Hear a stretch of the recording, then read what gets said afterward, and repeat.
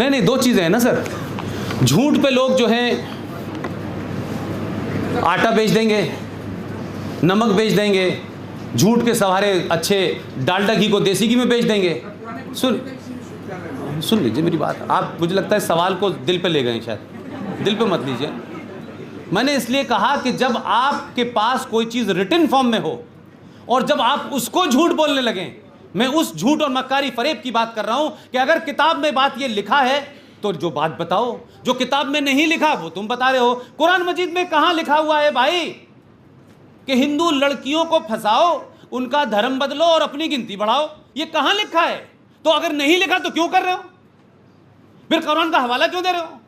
फिर बताओ कि कहां लिखा है कुरान मजीद में कि जो आपको नहीं मानता, मेरे रसूल को नहीं मानता, मेरे अल्लाह को नहीं मानता, मेरे मोहम्मद को नहीं मानता, उसका कत्ल वाजिब है? अगर लिखा है तो बताओ।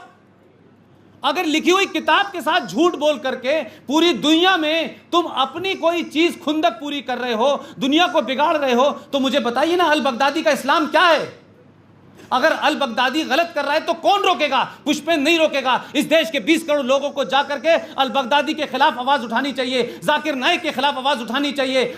ये जो मुफ्त ये बैठते हैं टेलीविजन के ऊपर, छोटे भाई का पजामा बड़े भाई का कुर्ता पहने हुए, इनसे पूछो जा करके ये कौन लोग हैं? ये कौन लोग हैं भाई जो सुबह से लेकर शाम तक इस्लाम का नाम ले लेके, हदीस का नाम लेकर के, शरिया का नाम लेकर के आप मारते हैं? पूछो कश्मीर में महबूबा मुफ्ती से, नाम तो महबूबा मुफ्ती रखा हुआ है, नाम तो अब्दुल्ला रखा हुआ है, लेकिन काम आपके जाहिलों और बदमाशों गुंडों जैसे हैं। पूछिए कि भाई किसने कहा था कि 3 लाख हिंदुओं को आप मार दें? कहां से इस्लाम में लिखा हुआ है? और लिखा है तो बताओ। जो कुछ लिखा है वो मैंने बता दिया। इसलिए मैंने कहा कि जो मक्कार मुनाफकत अलीगढ़ यूनिवर्सिटी में मैंने देखी इस्लाम को लेकर के, वही पाकिस्तान में है।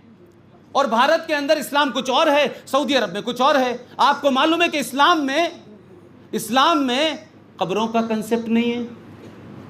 कब्र के बारे में मना किया गया है कि कब्र नहीं बनेगी, जो जनाब चले गए हैं उनको ज़मीन में दफनाइए, मट्टी डाल दीजिए और खुदाफिज कर दीजिए। लेकिन ये बड़ी बड़ी संगमरमर की कब्रें क्यों बनेंगी? ये बड़े बड़े कब्रिस्तान क्यों बनेंगे? और समाजवादी पार्टी से कुछ लोगों ने डिमांड कर दिया कि भाई हमारा कब्रिस्तान की बाउंड्री बननी है। मैंने ये बात आजमगढ़ में कही कि भाई ये बाउंड्री बननी है, 450 करोड़ रुपया चाहिए, तो मुलायम सिंह ने उसको दे भी दिया। तो मैं उसके बाद जब गया आजमगढ़ तो मैंने कहा मुझे ये समझ नहीं आया भाई कि जो कब्रिस्तान में लेटा है वो सड़क पे आ नहीं सकता, सड़क वाला उधर जाना नहीं चाहता, तो 4.5 करोड़ की ये बाउंड्री किसके लिए बना रहे हो भाई?